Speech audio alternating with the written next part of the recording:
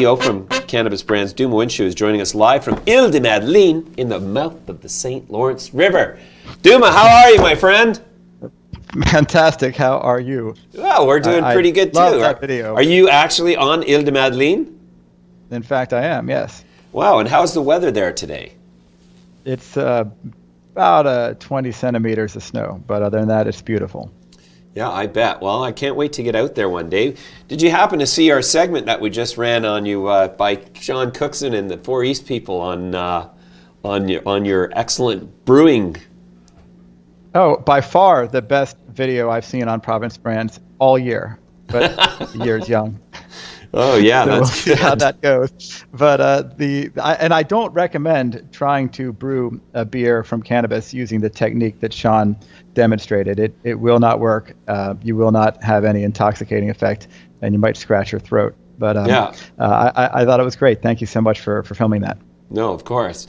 So Dooma, tell us, what's the status? You're still building your plant down the road from here in Grimsby, are you? We are, in fact, under construction on a 123,000 square foot facility in Grimsby, Ontario, which will be the world's first cannabis brewery. It has been a really exciting ride watching this thing come together. And right now we are raising capital to advance the construction of this through a brokered round with a Paradigm, and then simultaneous non-brokered round that we're sort of steering on our own. Right. It's going great. Okay, so some of our audience is watching in real time now, and so if they were clients of Paradigm Capital, they could participate in this private placement? Absolutely, or any other broker could also subscribe through the brokers know how to get in touch with each other. And so when are you going to go public? It is upon the completion of this round. It's going pretty well. It took a little bit longer than we thought due to the slowdown in the market towards the end of the year, but now we have way more interest than we have room for, and it's just settling out the big check writers, and it should be done pretty soon. And it's not guaranteed, but again, the intent is to be public as soon as this round is complete. Yeah. And how much money is being raised, Dooma? At present, it's 30 million Canadian dollars, and as I mentioned, we have indications that far exceed that from where we're at right now. Okay. Well, that's fantastic. So when do you think you're going to start producing cannabis beer? We are producing cannabis beer right now, but mostly for testing purposes. We're not able to sell it until October of 2019. We did announce a while ago that we will make a beer from hemp that contains alcohol, while all of our marijuana beers, of course, are alcohol-free.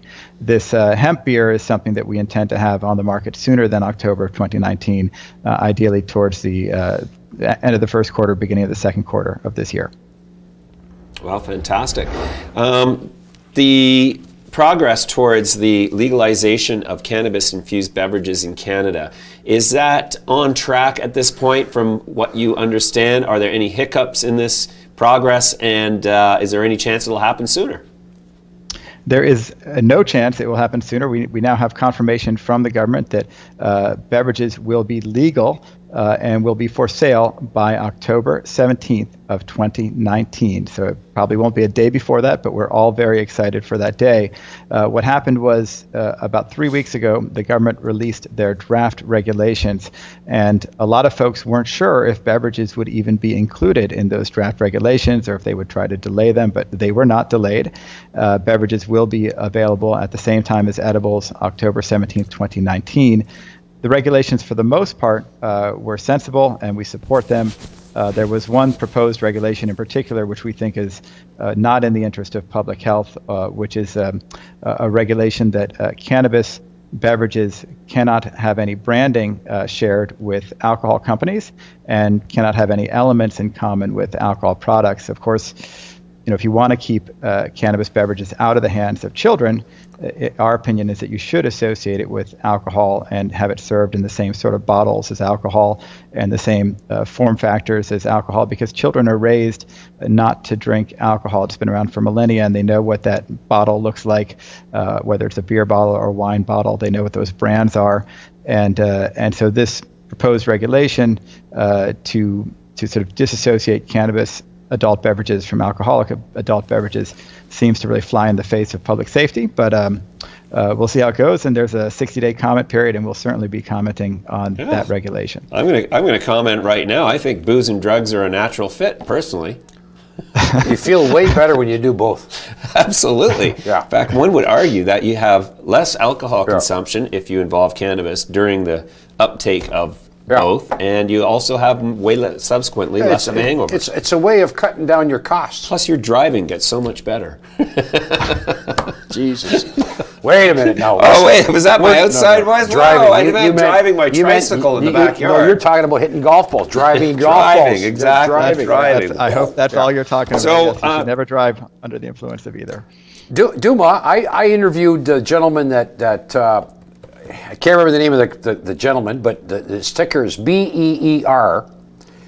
And we know these guys, Hull Street Brewing. They're fantastic. No, the product I thought was phenomenal. And I mean, their market cap is not very big. Maybe as a company you should buy or something. Just throwing it out there. We get along very well with those guys, and I'll take that under advisement. There you go. Great, Dooma. So you got a $30 million round that's going to close soon. That's fantastic. Congratulations on that. On track to pop our first beer together legally on October 17th this year, which is, even though this is only January, we know how time flies. Time flies. You know it. Fugit, tempo fugit, or whatever. What is it in Latin? The time flies. Dooma, I have one more question. I have. What's the price of the unit? What's the price of your? Whoa, whose unit you talking about? No. Okay. Just relax. Talking about the shares that were of the 30 million. Right. What's the price of the share? How much a share? $2.30 per share, and there's a half warrant at $2.85. So for every 2 shares you purchase, you have a warrant to purchase a third at $2.85 every time in the next 2 years. And how long is the warrant good for? 2 years. And so what's the post-money valuation? If you include all of the warrants, the post-money valuation would be about 112 million Canadian dollars. If you don't include the warrants, it's 95 million Canadian dollars. Wow, nice work. Well, that's there's value creation 101 right there. When did you start raising money for this first? We started Province Brands in September of 2016. We did a raise around that time. We raised $4.1 million, and it was at a $15 million pre-money valuation. Wow. So all the shareholders are happy at this point, I guess.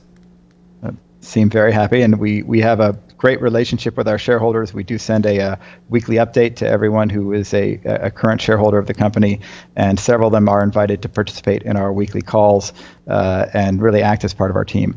Yeah. Dooma, I've noticed that you've been starting to partner with some of the smaller craft brewers in Ontario. Is that part of your strategy going forward to capture market share across the country?